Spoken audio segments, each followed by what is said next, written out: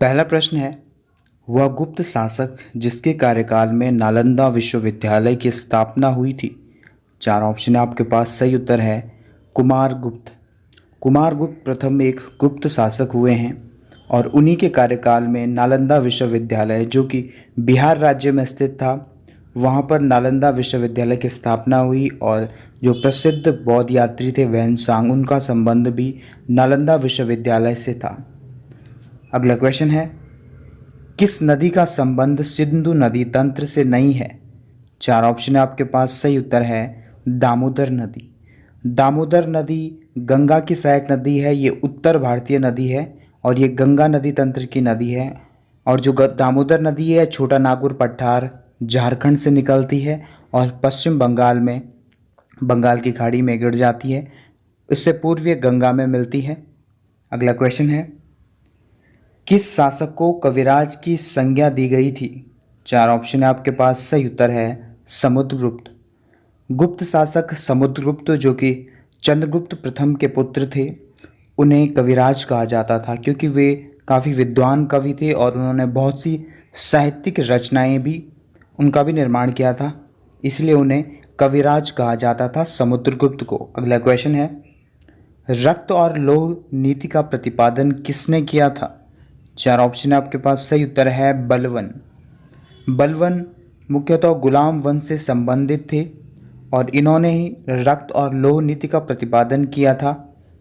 अगला क्वेश्चन है, पानीपत का द्वितीय युद्ध कब हुआ था। चार ऑप्शन आपके पास। सही उत्तर है 1556। 1556 ईस्वी को पानीपत का द्वितीय युद्ध हुआ था। यह युद्ध अकबर और हेमू के मध्य हुआ था, जिसमें अकबर की विजय हुई थी। अगला क्वेश्चन है, प्रसिद्ध विदेशी यात्री मैगस्थनीज किस शासक के कार्यकाल में भारत आया था। चार ऑप्शन आपके पास। सही उत्तर है चंद्रगुप्त मौर्य। चंद्रगुप्त मौर्य के शासनकाल में यूनानी जो यात्री था मैगस्थनीज, वो भारत आया था। चंद्रगुप्त मौर्य ने जब सिकंदर को हरा दिया था, जिसमें कि उसकी सेना का नेतृत्व कर रहा था, सिकंदर की सेना का नेतृत्व सेल्यूकस, तो सेल्यूकस का राजदूत था मैगस्थनीज, तो वो भी भारत आया था। अगला क्वेश्चन है, कैबुल लामजाओ राष्ट्रीय उद्यान किस राज्य में स्थित है। चार ऑप्शन है आपके पास। सही उत्तर है मणिपुर।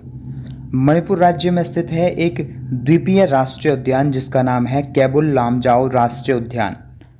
अगला क्वेश्चन है, निम्न में से कौन सा पादप हार्मोन नहीं है। चार ऑप्शन आपके पास। सही उत्तर है ऑक्सीटोसिन। ऑक्सीटोसिन जो हार्मोन है वो पादप हार्मोन्स की श्रेणी में नहीं आता है। ये जो ऑक्सीटोसिन हार्मोन्स होता है ये मुख्यतः स्तनधारी जीवों में पाया जाता है और जो स्तनधारी जीव होते हैं मुख्यतः पशुओं से अधिक जो दुग्ध उत्पादक पशु हैं उनसे अधिक से मात्रा में दूध निकालने के लिए ऑक्सीटोसिन का इंजेक्शन लगाया जाता है जिससे वो अधिक मात्रा में दूध दें।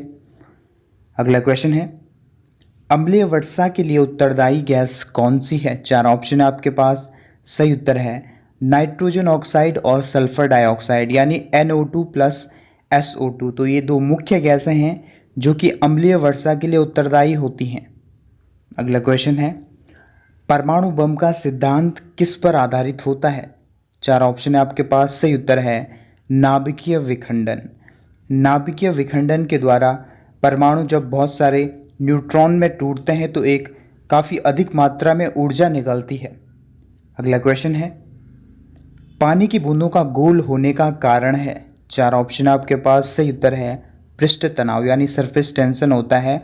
सरफेस टेंशन के कारण, पृष्ठ तनाव के कारण ही पानी की बूंदें गोल होती हैं। अगला क्वेश्चन है, दूषित भोजन और दूषित जल के सेवन से कौन सा रोग होता है। चार ऑप्शन है आपके पास। सही उत्तर है टाइफाइड। टाइफाइड नामक रोग होता है दूषित जल और दूषित भोजन के सेवन के कारण। मुख्य रूप से एक जीवाणु होता है जिसका नाम है साल्मोनेला टाइफिस का प्रसार होता है दूषित भोजन और दूषित जल में और टाइफाइड नामक रोग हो जाता है। अगला क्वेश्चन है, नौसादर का रासायनिक नाम है। चार ऑप्शन आपके पास। सही उत्तर है अमोनियम क्लोराइड, यानी NH4Cl। तो नौसादर एक रासायनिक पदार्थ है और इसका रासायनिक नाम है अमोनियम क्लोराइड।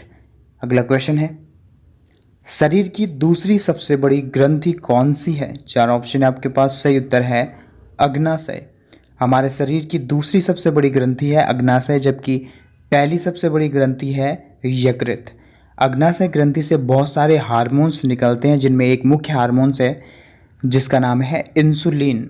अगला क्वेश्चन है, निकट दृष्टि दोष के लिए कौन से लेंस का प्रयोग किया जाता है? 4 ऑप्शन आपके पास। सही उत्तर है अवतल लेंस।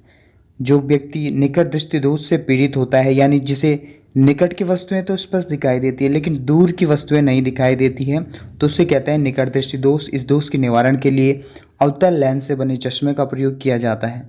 अगला क्वेश्चन है, डायनेमो का आविष्कार किसने किया था? 4 ऑप्शन आपके पास। सही उत्तर है माइकल फैराडे।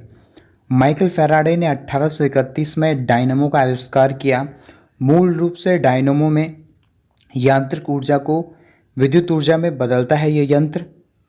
अगला क्वेश्चन है, किसका प्रयोग कार्बन की अपरूप के तौर पर किया जाता है? 4 ऑप्शन आपके पास। सही उत्तर है ग्रेफाइट। ग्रेफाइट कार्बन का मुख्य अपरूप है। कार्बन के 2 अपरूप होते हैं, एक है ग्रेफाइट और दूसरा है हीरा। जबकि जो ग्रेफाइट है कार्बन का अपरूप, ये काफ़ी मुलायम होता है और भूरे रंग का होता है, जबकि हीरा जो कि दूसरा अपरूप है कार्बन का, ये काफ़ी कठोर और बहुमूल्य पदार्थ है। अगला क्वेश्चन है, लोकसभा में सदस्यों की अधिकतम संख्या होती है? 4 ऑप्शन आपके पास। सही उत्तर है 552। 552 अधिकतम सदस्य रह सकते हैं लोकसभा में, जबकि वर्तमान में हम सदस्य संख्या की बात करें लोकसभा में तो वो है 545। अगला क्वेश्चन है, भारत में सहायक संधि का जनक किसे कहा जाता है? 4 ऑप्शन है आपके पास। सही उत्तर है लॉर्ड वेलेजली। जो अंग्रेजों के गवर्नर जनरल थे लॉर्ड वेलेजली, उन्हें कहा जाता है भारत में सहायक संधि का जनक।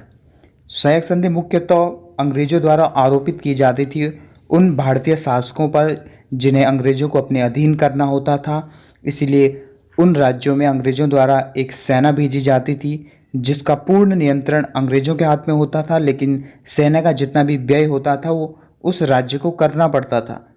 अगला क्वेश्चन है, वह कौन सा शहर है जो निर्वासित तिब्बती सरकार की राजधानी है? 4 ऑप्शन है आपके पास। सही उत्तर है धर्मशाला। हिमाचल प्रदेश की शीतकालीन राजधानी धर्मशाला एक तिब्बती सरकार की, जो कि तिब्बती सरकार निर्वासित जो तिब्बती सरकार है उसकी राजधानी है धर्मशाला।